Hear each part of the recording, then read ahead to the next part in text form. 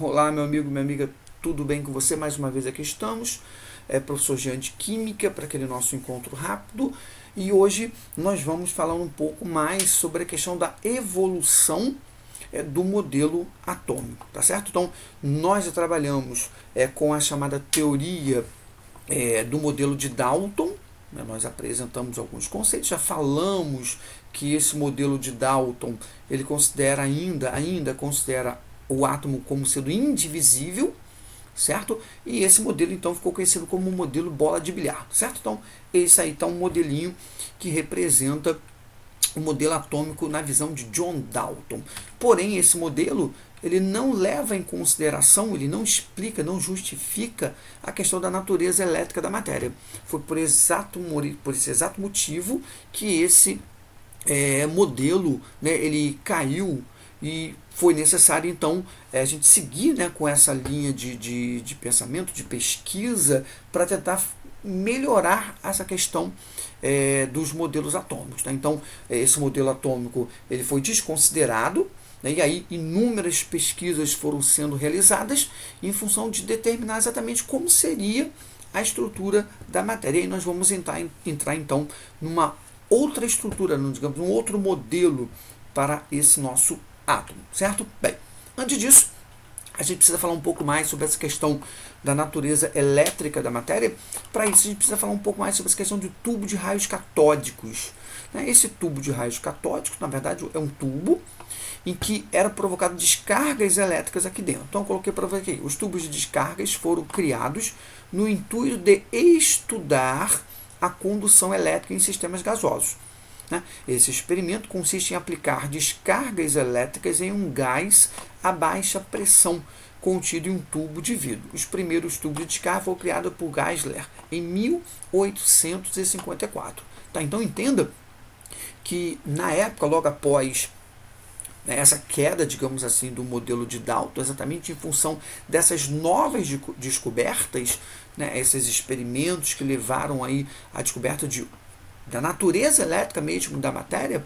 Tá? Então, o primeiro, digamos assim, o primeiro experimento que foi considerado exatamente para tentar justificar essa natureza elétrica da matéria foi esse experimento que foi criado aí para determinar o que seria o que hoje a gente chamou de raios catódicos. Tá? Então, na verdade, descargas elétricas que eram produzidas dentro de tubos de vidro. Bem, e aí? Bem, aí que esse experimento ele foi aprimorado, ele foi melhorado, digamos assim, e aquele tubo, então, ele sofreu uma alteração e passou a ser esse tipo de tubo que você está vendo aqui. Então, os experimentos mais importantes em tubos de descargas foram realizados por William Crookes em 1856, que utilizou um tubo com um formato diferente dos tubos de Geisler, chamado comumente de tubo de Crookes. Então, esse tubo aqui é exatamente igual ao tubo anterior, com algumas alterações. Então, você tem aqui, nesse tubo, um polo negativo, que a gente chama de cátodo, aqui um polo positivo, chamado de ânodo, tá? E esse tubo aqui é exatamente o tubo que foi realizado para tentar se entender um pouco melhor essa questão da natureza elétrica da matéria. Tá? Um outro desenho aqui, um outro formato para esse tubo. Então, repare que eu tenho aqui uma bateria, que provoca aqui uma descarga elétrica dentro desse tubo. Então, temos o nosso cátodo e o nosso anodo. Então, a grande pergunta do aluno é como é que você pode determinar que ali dentro existe um raio? Não, simplesmente a gente coloca aqui no final desse tubo um material que seja sensível a esse tipo de descarga elétrica. Então, esse material aqui normalmente é um material fosforescente. Ele muda a coloração dele em função da incidência de alguma coisa que hoje a gente chama de raio, raios catódicos. Rapidinho, esse tubo ele foi com o tempo, ele foi ainda aprimorado e ele levou então a produção desses tubos de TV, são aparelhos de televisão mais antigos, que eram exatamente em função desses tubos. Repare que esse tubo é muito semelhante ao tubo desse experimento aqui. Tá legal? Então aqui você tem descarga sendo produzida aqui. Esses raios, eles colidem com a parte final do tubo, provocando a formação dessas imagens que você vê aqui. Tá? Então esses tubos, inicialmente utilizados para pesquisa desses raios, levou então, futuramente levou aqui a produção desses aparelhos de televisão. O tubo de imagem de um aparelho de televisão antigo é uma versão moderna de um tubo de raios catódicos. Bem, então raios catódicos, né, e logo depois outros experimentos foram realizados, modificando, sendo alterado aqueles raios, aquele tubo de Crookes, e para determinar um outro tipo de raio. Então, tubo de raios canais ou raios anódicos. Então, o que foi feito? Percebe que houve aqui uma alteração, né, na formação daquele tubo, e o cátodo e o anodo estão em posições diferentes. Esse é o grande segredo. Então, coloquei aqui em 1886, Eugene Goldstein descobriu raios com carga positiva dentro dos tubos de raios catódicos. Não sei se eu mencionei, mas os raios catódicos daquele primeiro experimento eram descargas, eram raios com carga negativa, certo? E agora eu tenho raios com carga positiva dentro desse tubo que é muito semelhante ao tubo de Crookes, ok? Esses novos raios foram denominados raios canais ou anódicos. Goldstein utilizou um tubo de descarga com um cátodo repleto de furos e observou o aparecimento de uma luminosidade que partia de cada furo, causando uma fluorescência na parte de trás do cátodo. Então, repare, o cátodo aqui ele é cheio de furinho, certo? Com isso, ele observou a formação de dois raios.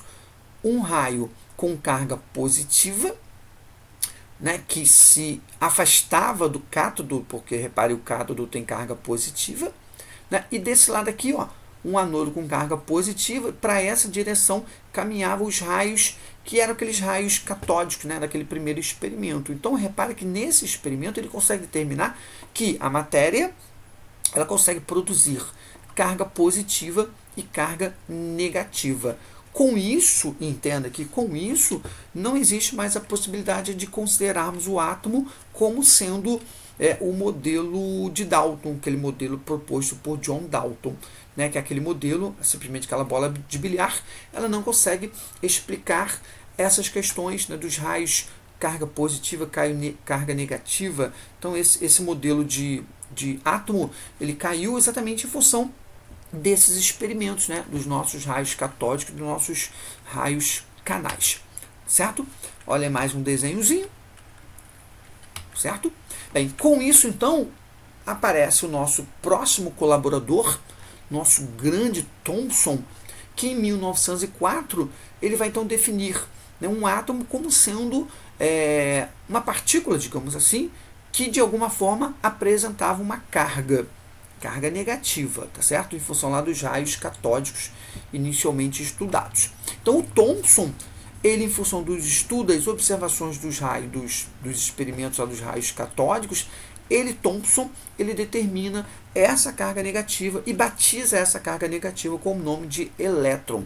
Então, através dos estudos dos raios catódicos, Sir J.J. Thomson descobriu a primeira partícula subatômica. Então, cuidado em algumas questões teóricas, né, a gente propõe essa ideia de divisibilidade do átomo. Então, a divisibilidade do átomo ela surgiu primeiramente na visão de Thomson, já que ele considera uma subpartícula, ou seja, uma partícula menor ainda que o nosso átomo, e propôs com isso um novo modelo atômico, né?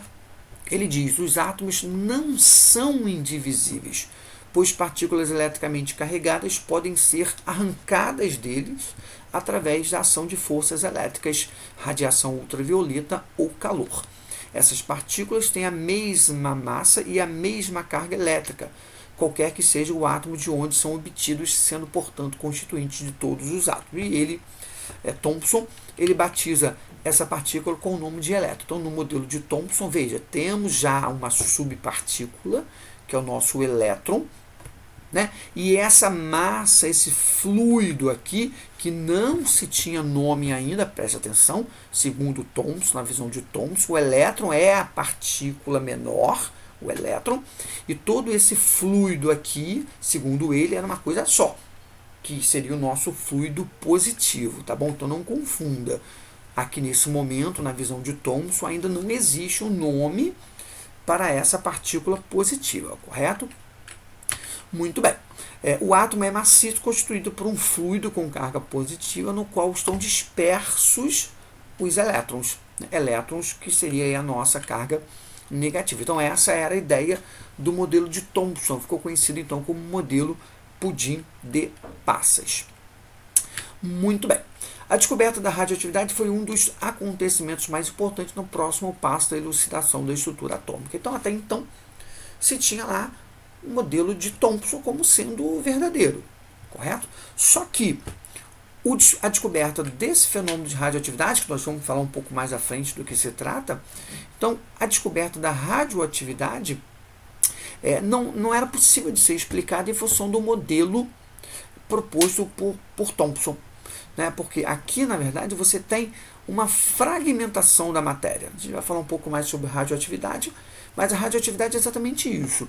É quando a matéria pode ser dividida ainda em pedaços menores, digamos assim, produzindo radiações que nós vamos chamar de radiações do tipo alfa, beta e gama.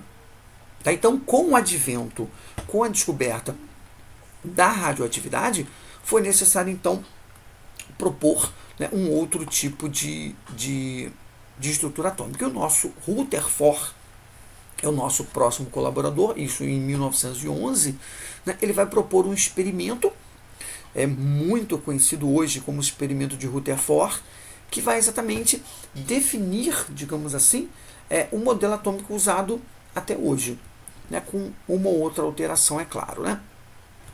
O experimento consiste exatamente em você bombardear uma lâmina de ouro, certo? Com essas partículas radioativas, que eram as partículas alfa, beta e gama. Então aqui foi usado o elemento polônio, que emite radiação do tipo alfa. Essa radiação, ela é incidida, ela era direcionada para essa lâmina de ouro, certo? E no seu entorno aqui se colocava um filme fotográfico, com sulfeto de zinco, que é sensível a esses raios, ele muda a coloração dele quando você incide qualquer tipo de raios nesse sulfeto de zinco.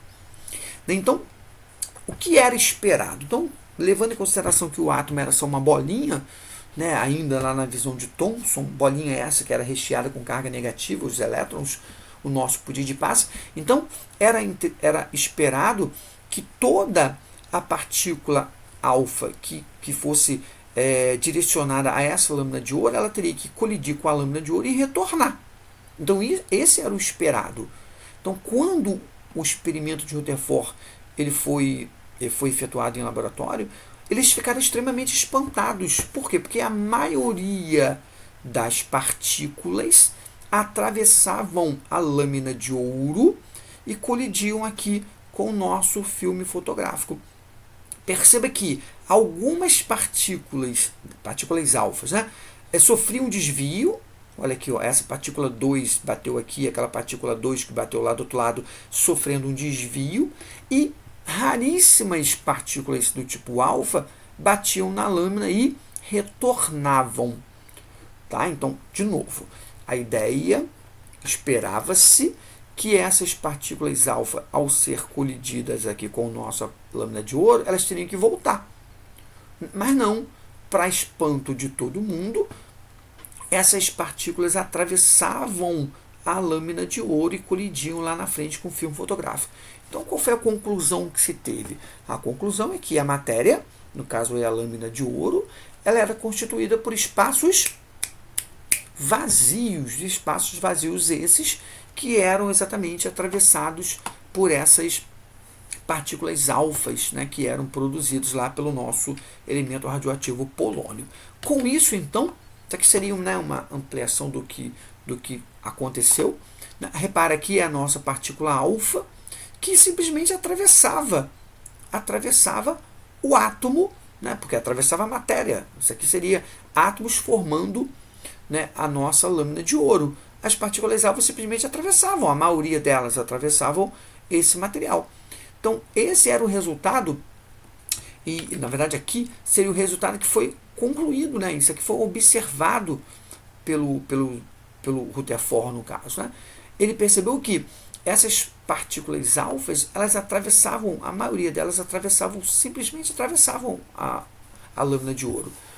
Algumas desviavam e outras batiam e voltavam. Então, qual foi a conclusão tirada pelo nosso Rutherford?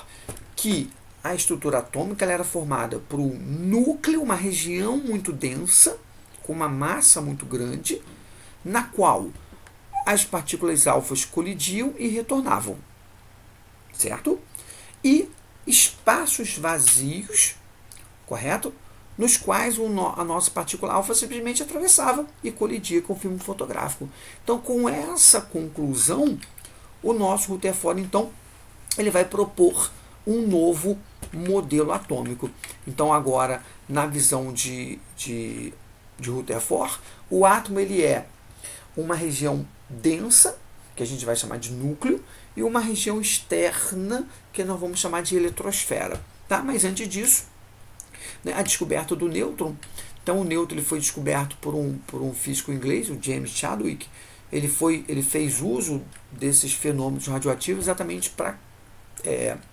a partir desse fenômeno da radioatividade, ele determinou a existência de uma nova partícula essa que não tinha carga.